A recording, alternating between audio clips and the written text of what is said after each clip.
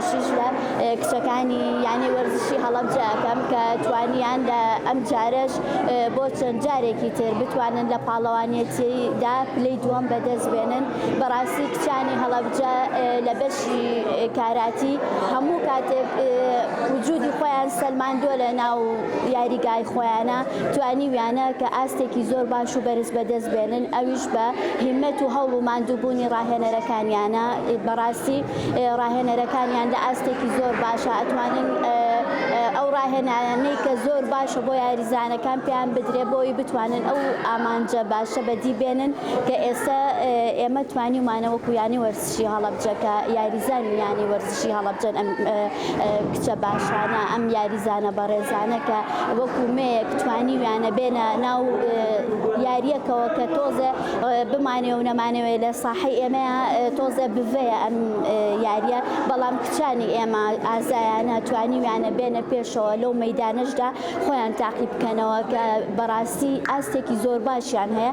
ئەمەش تەنها نەم خولەی کوردستانە نەبوو ئەم ئاستەکە بە دەستیان هێناوە، ئەم یاریزانانی ئێمە لە چەندەها خولیکەشە ئەنجامی باشیان هەیە، بگرە لەسەر ئاستی عێراقیشە ئەنجامی باشیان هەیە. خۆشبەختانە بۆ پاڵەوانیەتی بیستی بۆ ئەم پاڵەوانێتی کە 12 کرایەوە لە سلەیمانی کە تیمی کاراتی کوردستان کردەوە ئەنجامێکی زۆر باشیان بەدەستێنا کە توانیان پلەی دووەم بن. دەستخۆشییان لێ ئەەکەین، هیوای ئێمەن ئایندەیەکی گەشی یانی وەرزشی هەڵەبجەن.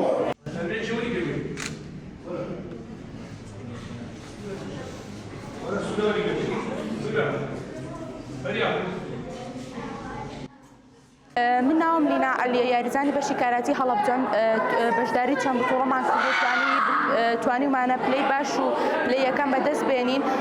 تازەکی هەفتەی پێش و لە بتوڵی سلێمانیە بەشداریمان کرد کە حەبە نادی بەشداری کردبوو توانیمان پلەی دووەم بەدەست بێنین و لە بتوڵی ئۆپنی سلێمانی کە بتوڵەیەکی نێودەوڵەتی بوو توانین پلەی یەکەم بەدەست بێنم. لە بتوڵی عێراقا کە هی هەموو وڵاتەکان بەشداریان کرد هەڵەبجەی کچان توانیان پلەی سێم بەدەست بێنن.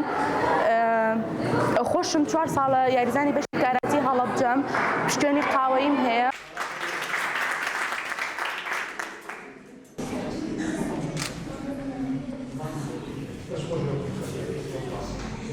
ناوم سارا پەروێزە، لایەنی وەرزشی قاعەی هەڵەبجەم بەژێری بتوڵی سلێمانی کە توانیمان پلەی دووەمی بەدەست بێنین. دەوری 19 کچ بووین، یەکەم و دووەم و سێمی شماتیا بوو، توانیمان پلەی دووەمی بەدەست بێنین کە توانین پشتێنی قاعەی بەدەست بێنن.